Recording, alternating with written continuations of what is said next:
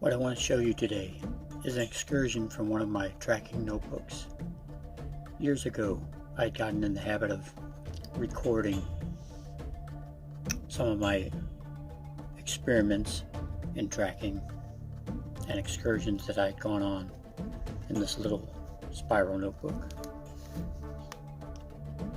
Here's an example. Here's one, male passing through snow and leaf debris area, but that's not the one I want to share with you today. I have a gray fox in here that I've followed.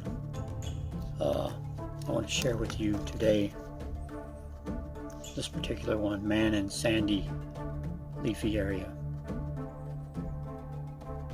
So what I've done is I've taken the drawings and I have put them on the scanner and blown them up a little bit. I thought to use the whiteboard, but then I would have to redraw the whole thing. So we'll see if this works out fine. I won't use the whiteboard, but if I absolutely have to, I'll certainly redraw everything and show you. But as you can see from my little notebook, I'll be reading this off as I go through the picture with you. You can see how I marked everything down while I was out there doing this particular excursion. Man in sandy leafy area, 60 degrees. The wind was south by southeast at 3 to 15 miles per hour. The date is 3/20/2004. So you can see this was quite a long time ago. So I'm going to go through that with you now. I want to point out that it has been said, and I once read, that it is a good idea to record your tracking expeditions so that you can, in your subconscious mind, have them come back to your the forefront of your thought.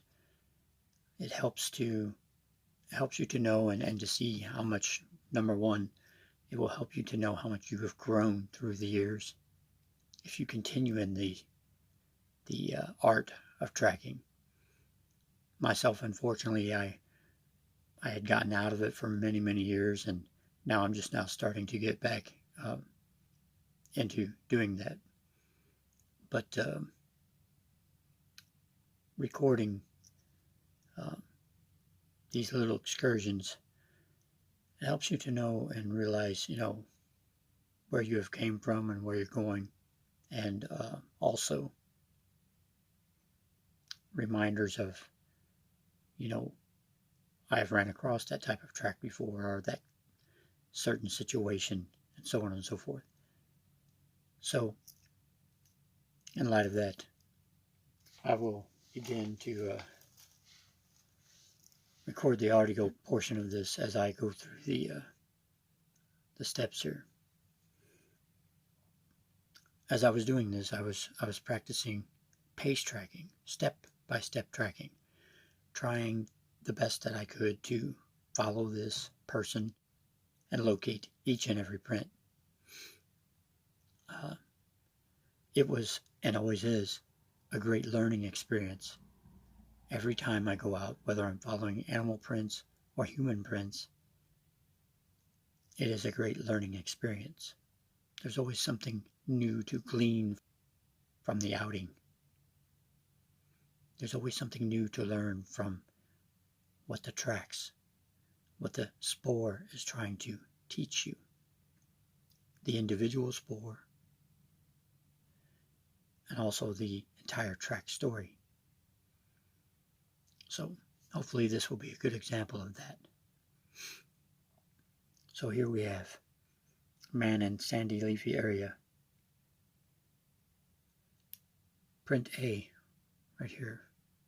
This is where I began.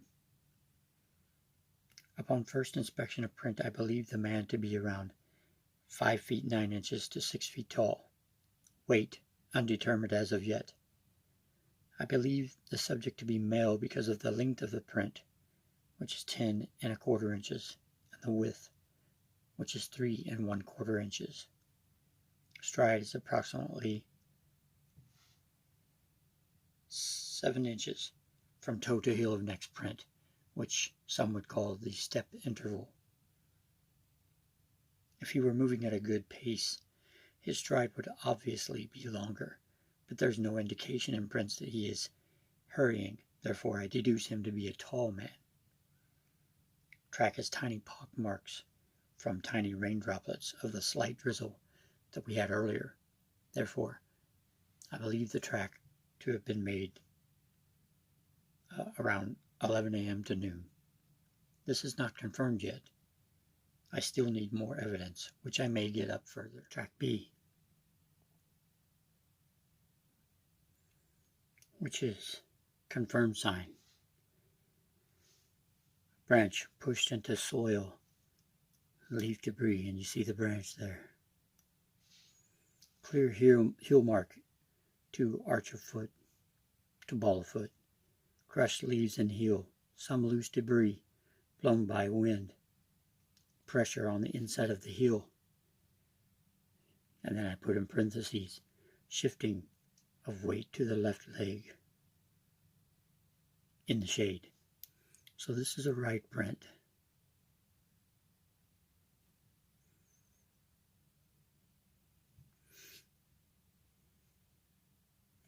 And then we see here. So you have track A, track B. Track C is further up the road here. Track C, I lost track after B. Too many tracks. Fouled sign. There's all your fouled sign there.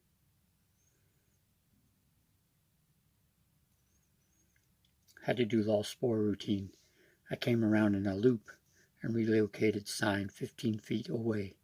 Track C is where I pick up the trail again. A confirmed sign in sunlit sand. Pockmarks in print. Confirmed same sole pattern, stride, boot length and width, and manufactured to be a rubber soled rain boot. Confirmation that this is the Wavy man. Wavy due to the pattern of the boot. That's why I call him the Wavy man. This track is on the trail and is pointing a bit downhill. However, track D is pointing slightly uphill. This is the first indicator of a slight change of direction. Possible that he thought for a few seconds to go left through the trees, through the leaves and around the tree, but probably not. It is more likely that C was a bracing step, as the path does go slightly uphill at point D, and sand is loose and slippery. Point to note, a family began coming through the woods, and not to frighten anyone by doing such a strange thing as reading someone's footprints, I had to give up the search. But 50 feet down the trail, I pick up the Wavy man's trail again, which is here on drawing 2, which I will show you next. Track E, substantiating sign. A left foot in a transitional area, going from a leaf and branch area to a sandy, leafy area, heading north, going toward the riverbank. I've noticed that he walks with feet sticking out, which is a tendency of heavier people. Prints still have pockmarks from rain. Skipping ahead to evaluate trail as a whole. Okay, here's where it gets a little interesting. One thing I just discovered, by the time I get to point K, see, here's E, F, there's left, right, left, G, H, I, J, and K. So you got left, right, left, right, left, right, K, left.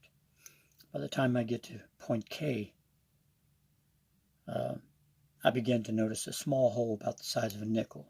See that? Just ahead or parallel to the footprint. So I noticed a small hole about the size of a nickel, just ahead or parallel to, or sometimes behind, the left footprint. Upon backtracking, I see it as far back as point I, but cutting the track ahead, I begin to see it at almost every left print. This tells me that the man is left-handed, most likely, using a walking stick or a cane, but judging from the look of the hole, is probably what I call a beaver stick or driftwood stick. It looks slightly sharp and angled at the end where the beaver has chewed it off. There are many of them here. I found this hole as far as what would be point S or T, which is further up the road here. So you've got N. So I was doing all of these alphabetically, as you can tell. M, N, and then further up here would be M, N, O, P, Q, R, S, T. I'm not even sure why I didn't mark all of these, but I'm going through a very sandy, very leafy area here. More leaf than sand, actually. I don't know if you can tell, these are trees right here. The river is right, actually, probably you can't see, it's off the page. But the river is back this way. And to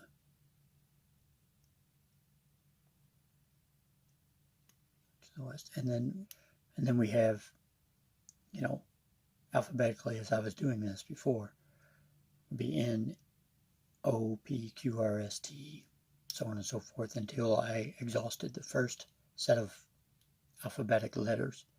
So it would be Z, and then I would start over A2, B2, C2, so on and so forth. That's just a system that I set up. So I found this hole as far as would be point S or T, but there's no confirmed print yet. So I had to cut for sign again. I cut around possible direction of travel and found solid print in sandy leafy area located at what would possibly be C2, which would be down and around the tree. This is what I'm referring to here, where this would be M, N, O, P, Q, R, S, and so on and so forth.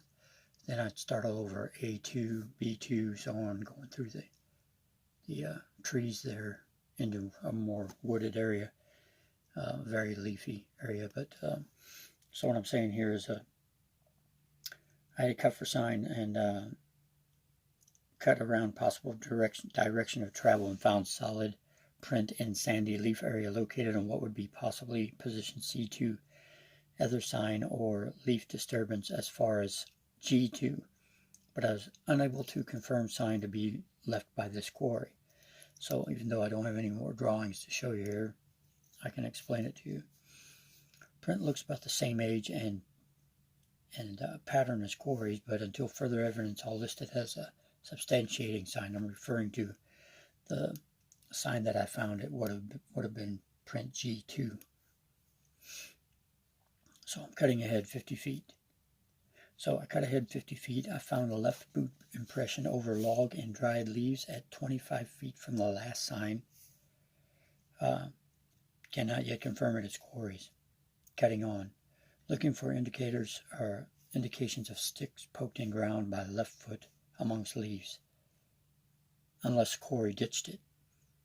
Forest floor is 95% leaf debris. 52 degrees, wind is southeast at 5 to 12 miles per hour. Sun is setting in a half hour. Entering transitional area. Sand and leaf area. 20 feet into that area, I found a left print of Wavy Man and the accompanying stick mark 10 inches to the left of track. Scanning ahead. Scanning ahead, I see what looks like another stick mark, only 8 feet away, but there's so much foul sign here it's hard to find Wavy again. 15 feet up and in sandy area, I found left print, substantiating sign of Wavy. Looking around it, I find 6 inches diagonally back from the heel, a slight push of sand back and away from heel, which looks like it could have been made by a stick. 6 feet from there, another stick mark. Substantiating sign and stick mark at 24 inches from last point. Found another stick mark and leaf sand trail. Following stick marks, found 2 more, one barely visible, under leaves. Sun is going down quickly now, and I am now finding stick marks at regular intervals. I also noticed earlier that by the time I found print E, way back when, the tracks were closer together, which usually means person is getting tired. I think I'm referring here to track E, E2. So his tracks were getting closer, which is usually an indication a person's getting tired, or at least is in less of a hurry than before. Excuse me. There you go. Just wanted to show you that I'm still reading all of this. So to go on, one sign of extreme fatigue are drag marks going into or coming out of the print. You can see those in the, and then keep in mind that between point D and E, there was an area hiked of at least 50 feet. If subject had, so even in between points D2 and E2, there was an area, because there was a lot of fouled sign and stuff. Again, and a lot of people frequent this particular area. Between those two prints, there was a 50-foot distance. So if the subject was old or heavy, you might be getting tired by now, especially with what may be a bad left knee or hip. That's just a hypothetical guess there.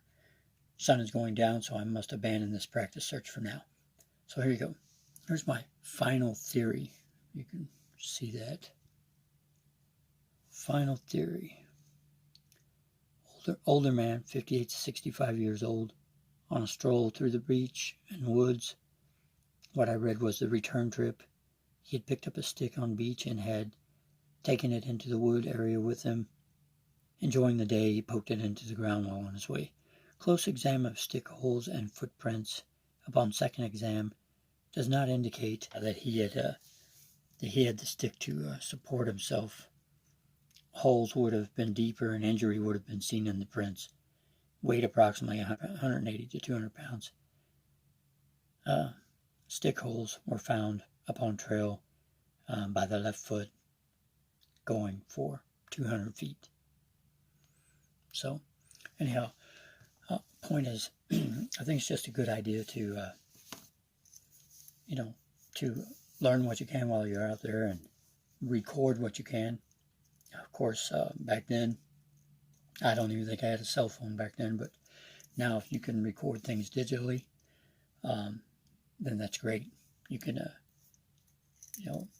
take little voice recordings, digital recorder or something like that, but I always think it's a good idea to have a tracking book, maybe even something bigger than this one. Have your whole tracking kit with you, and record these little excursions. They're a lot of fun to go back and read and remember.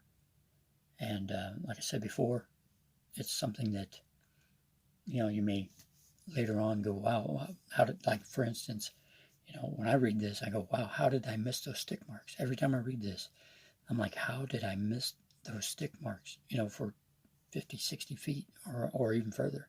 It was a while, it was a little bit, and I missed them. But then now I couldn't rely on those, and I realized that, even though I was looking for them as confirmation that I was following indeed the same person, along with the prints, of course, and the pattern of his shoe or boot. I wasn't going to rely exclusively on these stick marks, but it was interesting to discover. So it's an exciting art. There's a lot to learn from it, and there's a lot to learn about oneself while doing it. So that's basically all I have for now. I hope you enjoyed it. If you did, please hit the like button, leave any comments, subscribe, and hit the notification bell for any new upcoming videos. Till then, I wish you peace and happy trailing as you travel along the warrior's way.